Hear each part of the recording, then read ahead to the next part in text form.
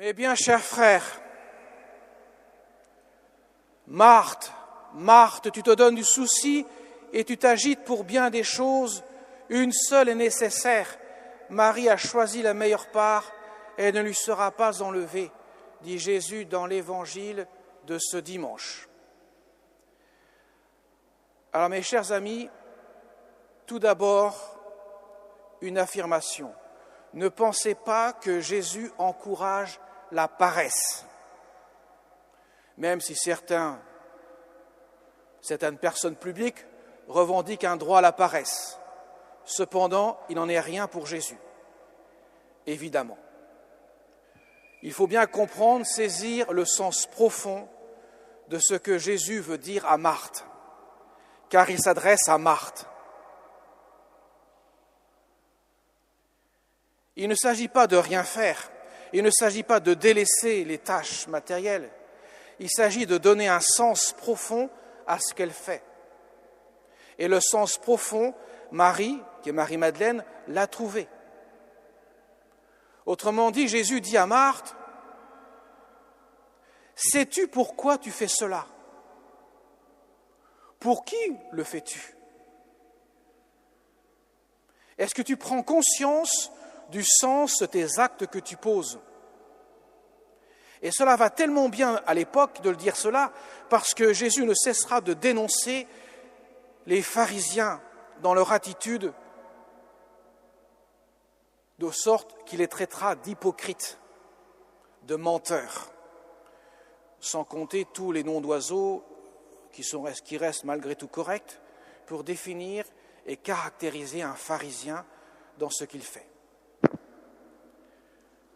Autrement dit, Jésus dit aux pharisiens, « Vos actes ne sont pas en accord avec ce que vous dites.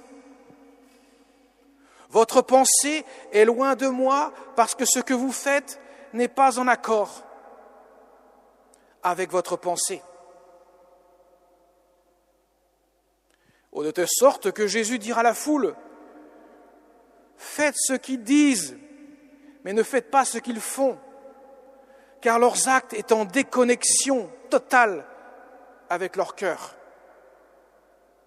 Autrement dit, ils sont dans le mensonge permanent. Toi, Marthe, ce que tu fais, tu dois prendre conscience de ce que tu dois faire dans ton cœur. Ton cœur veut me servir. Ne le comprends-tu pas ? En quelque sorte, c'est ce que dit Jésus. Marie-Madeleine écoute mes paroles. Elle reconnaît en moi Dieu qui vient sur terre et qui vient accomplir le mystère du salut. Comment pourrait-elle ne pas rester demeurée dans cette attitude d'écoute de la parole de Dieu ? Toi, Marthe, tu as l'action dans les veines, dans les tripes. Certes, cela est bien, il faut le faire, mais n'oublie pas la meilleure part. N'oublie pas que ce que tu fais doit être le reflet de ce que tu vis dans ton cœur.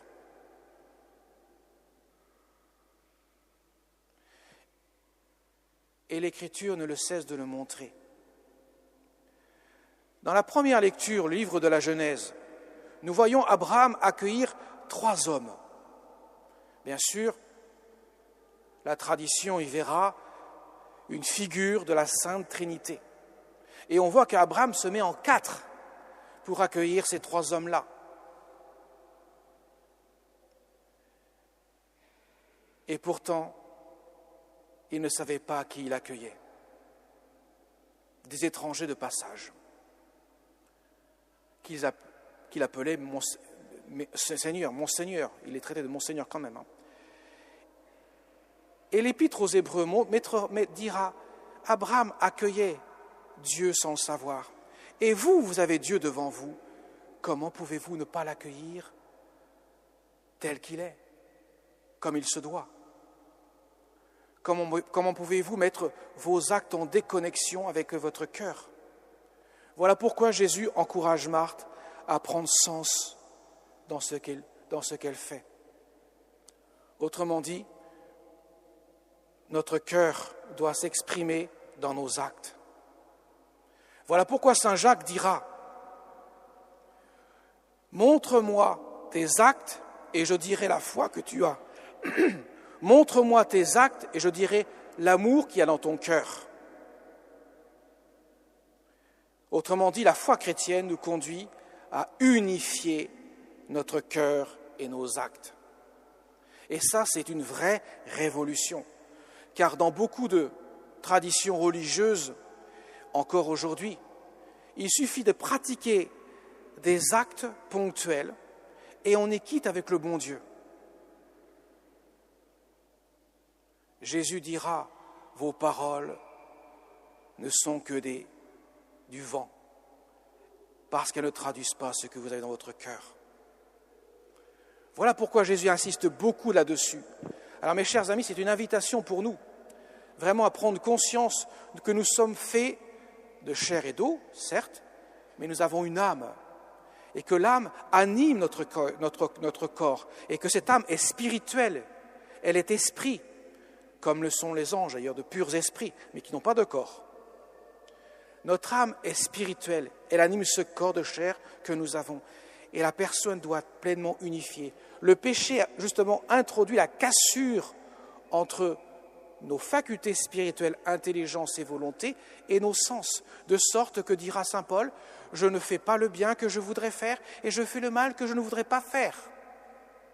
Parce qu'il y a une déchirure en moi, il y a une blessure en moi qui a introduit cette cassure et qui a généré, en quelque sorte, une profonde désunion en moi-même. La grâce que nous recevons dans les sacrements, certes, elle ne remplace pas la nature, mais elle peut l'anoblir, elle peut la purifier, elle peut la sanctifier, de sorte que par la grâce, je peux poser des actes qui sont le reflet de mon cœur. Et justement, la sainteté, c'est la traduction de cela, l'application des vertus de foi, d'espérance et de charité, comme nous l'a invité l'oraison, la collecte que le prêtre chante juste après le gloire à Dieu, avant les lectures. La foi, l'espérance et la charité sont ces trois vertus qui impliquent forcément d'unifier mon cœur avec ce que je vis, ce que je pose comme acte. C'est la guérison profonde que la grâce opère dans l'homme, de sorte que la sainteté se traduit dans les actes. La Sainte Vierge Marie, elle qui est au sommet de la sainteté, dont personne ne peut rivaliser, tant sa sainteté est absolument unique, eh bien, qu'est-ce qu'il a traduit en profondeur ? Son cœur humble, qui n'est que volonté divine, qui ne cherche que la volonté de Dieu. Et dans tout ce qu'elle fait, même les choses les plus ordinaires de la vie, elle a fait de la Marthe, en quelque sorte. Elle a servi, comme toute personne de l'époque et aujourd'hui. Mais ce qu'elle faisait, l'ordinaire de sa vie, elle l'a vécu de manière extraordinaire. Elle servait Dieu dans chacun de ses compagnons de route. Saint Vincent de Paul, que dit-il aux filles de la charité, l'ordre qu'il a fondé ? Quand vous quittez l'oraison, vous quittez Dieu, mais vous allez servir un pauvre. Dites-vous bien, vous servez Dieu. Dans le pauvre que vous servez, c'est Dieu. Vous le faites pour Dieu. Vous ne le faites pas en dehors de Dieu. Autrement dit, vous quittez Dieu pour aller à Dieu. Quand Mère Teresa, on lui posait la question, mais pourquoi vous vous occupez de tous ces pauvres ? Parce que je rencontre Jésus-Christ en eux. Je vis les choses de la vie chrétienne en eux. Je vis cette relation de Dieu à travers le pauvre que je rencontre. Je sers Jésus-Christ en servant le pauvre. Les actes traduisent le cœur de ces saints. Voilà ce à quoi nous sommes invités, mes chers amis. Vivre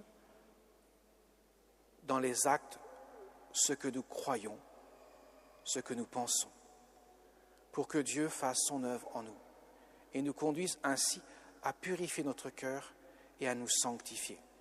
de sorte que nous pourrons faire comme saint Paul nous le dit dans la seconde lecture, nous avons entendu l'épître aux Colossiens. Je supporte pour vous, dans la joie, les souffrances qui restent à souffrir des épreuves du Christ dans ma propre chair. Ah bon, tiens, il y aurait des souffrances qui n'auraient pas été vécues par le Christ et qu'il faudrait souffrir parce que le Christ n'aurait pas suffisamment souffert? Non, pas du tout. Mais je m'unis au Christ et les souffrances que je supporte dans ma chair, elles deviennent la continuation en quelque sorte des souffrances du Christ, de sorte qu'elles deviennent la continuation de l'œuvre de Dieu à travers moi. Saint Augustin le dira, ce que les saints vivent de souffrance, ce sont les souffrances du Christ qu'ils portent à travers leur quotidien, parce que le Christ vit en eux, et dans leur offrande de leur vie, elles deviennent celles du Christ. C'est ainsi que l'unité ne se fait pas seulement en moi-même, à mes corps, mais elle se fait ma personne avec celle du Christ, le Fils de Dieu fait homme, qui s'est incarné pour que précisément nous les hommes, nous puissions devenir fils et filles de Dieu dans le Fils éternel du Père. Autrement dit, vivre ce que la Sainte Trinité ne cesse de vivre de toute éternité. Amen.